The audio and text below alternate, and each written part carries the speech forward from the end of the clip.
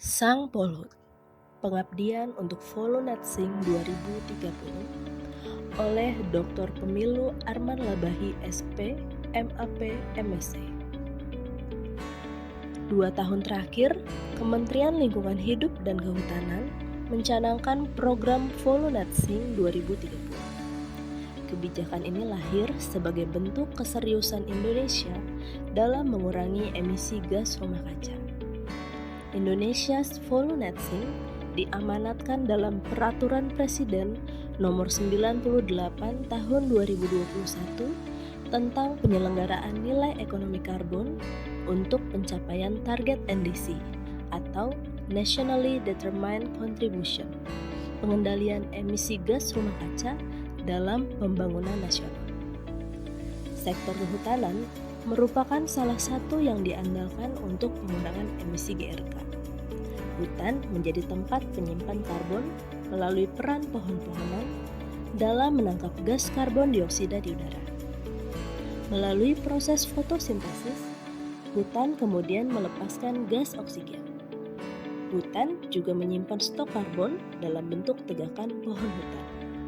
Semua stakeholder diharapkan bahu-membahu mencapai penurunan emisi GRK, tak terkecuali asesor kompetensi. Saya sebagai asesor dari Balai Pelatihan Lingkungan Hidup dan Kehutanan Makassar ingin berbagi cerita tentang dukungan kami untuk program Volu.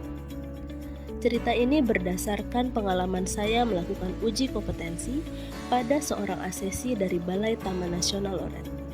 Beliau polisi kehutanan yang akan naik jabatan ke Polhut Mahir. Uji kompetensi dilaksanakan di kota Abepura, Papua. Pada saat bertemu pertama kali, saya perhatikan hanya tas punggung hitam kusam yang dibawanya. Pakaian dinas harian Polhut yang dia kenakan juga sudah lusuh. Saya menanyakan kepadanya portofolio kerja yang menjadi bahan uji kompetensi. Saat itu, sang Polhut hanya tertunduk diam membisu.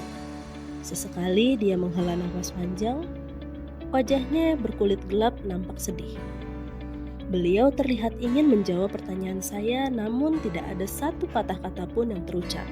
Setelah ditunggu dan tidak juga ada respon, saya akhirnya membuka obrolan santai. Saya minta beliau membuka tasnya. Di dalamnya hanya ada selembar sarung motif khas Papua dan satu setel seragam Polhut.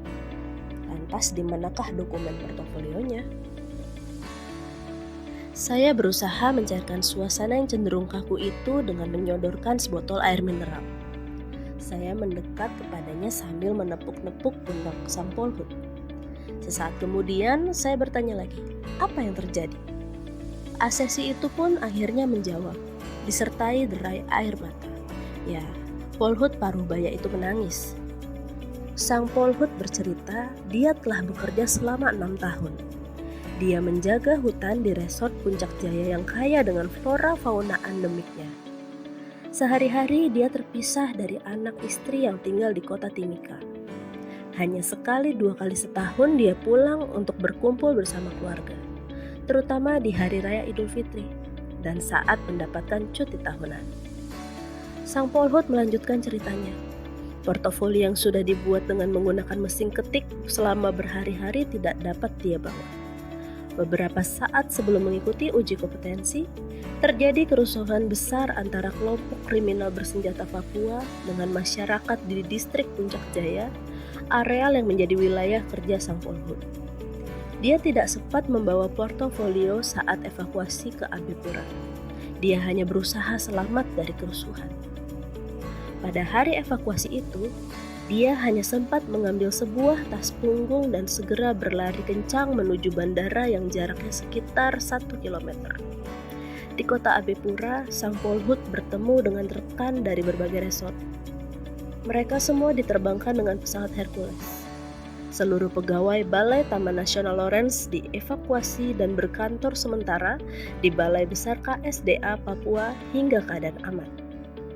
Setelah mendengar cerita itu, saya pun bertanya, apa yang bisa Anda tunjukkan untuk meyakinkan saya bahwa Anda telah bekerja selama 6 tahun melindungi dan mengamankan hutan di resort Puncak Jaya? Saya ingin membuktikan kepada Bapak Di handphone saya ada surat tugas dan foto-foto kegiatan saya, jawabnya. Kami kemudian sama-sama melihat layar HP Sang Polhut. Saya cek satu persatu dokumen surat tugas dan foto kegiatan yang tersimpan baik di galeri HP.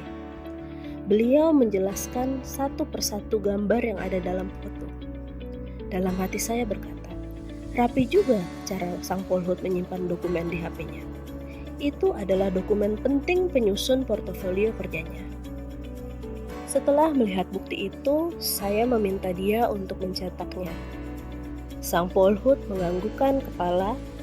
Dia meminta saran pilihan foto terbaik yang harus dicetak. Saya berikan beberapa petunjuk pilihan foto yang paling relevan dengan unit kompetensi yang akan diujikan. Sang Polhut mulai tersenyum. Saya sempat bertanya, mengapa tadi ketakutan hingga menangis? Dia menjawab bahwa dia sangat takut luar biasa. Takut ditolak, tidak boleh mengikuti uji kompetensi karena tidak membawa hard copy bukti portofolio. Keesokan harinya, saya mewawancara seluruh asesi yang semuanya pejabat fungsional Polhut. Saat giliran Sang Polhut maju di kursi wawancara, nampak jelas raut wajahnya tegang.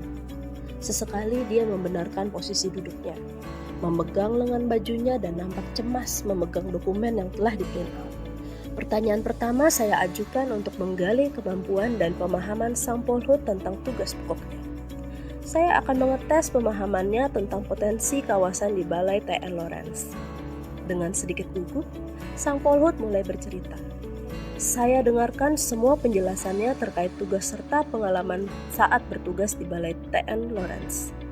Saya cukup terkesan ketika Sang Polhut menjelaskan dengan gamblang potensi yang dimiliki TN Lawrence. Dia juga bercerita tentang sejarah Taman Nasional tempatnya bekerja yang namanya diambil dari seorang ahli biologi Belanda, Hendrikus Albertus Lawrence. Taman Nasional ini membentang sepanjang 150 km dari puncak pegunungan Kartens di utara hingga ke batas tepi laut Arafura di selatan.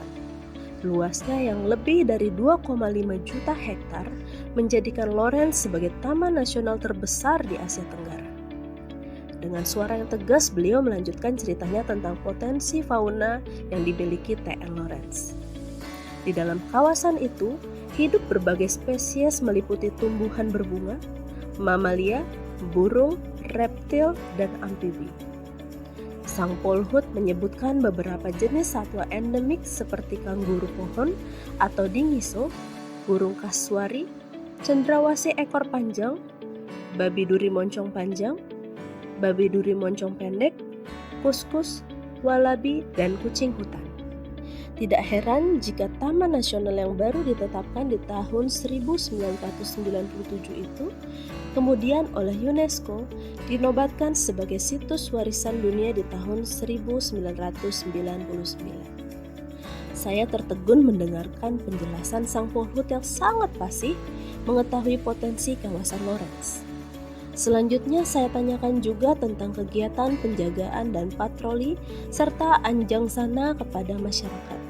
Lagi-lagi, Sang Polhut dengan lancar dapat menjelaskan kegiatan tersebut.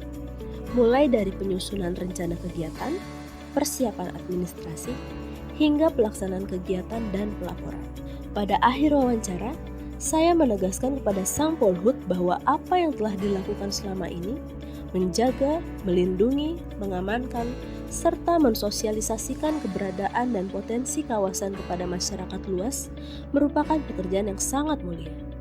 Sang Polhut mungkin tidak menyadari bahwa di kemudian hari dialah yang ikut menentukan keberhasilan Volunetsing 2030. Yang dia pahami hanya sebatas menjalankan tugas sebagai polisi kehutanan. Hidup terpisah jauh dari keluarga tercinta, berbaju seragam kebanggaan yang semakin hari semakin lusuh. Dalam wawancara saat itu, saya selaku asesor juga berusaha menguatkan semangat Sang Polhut untuk terus menjaga kelestarian Taman Nasional. Hari ini, ketika program Volu sedang gencar dilaksanakan, kita tidak akan lupa ada peran para Polhut dan asesor kompetensi yang juga ikut berkontribusi. Bravo untuk Sang Polhut.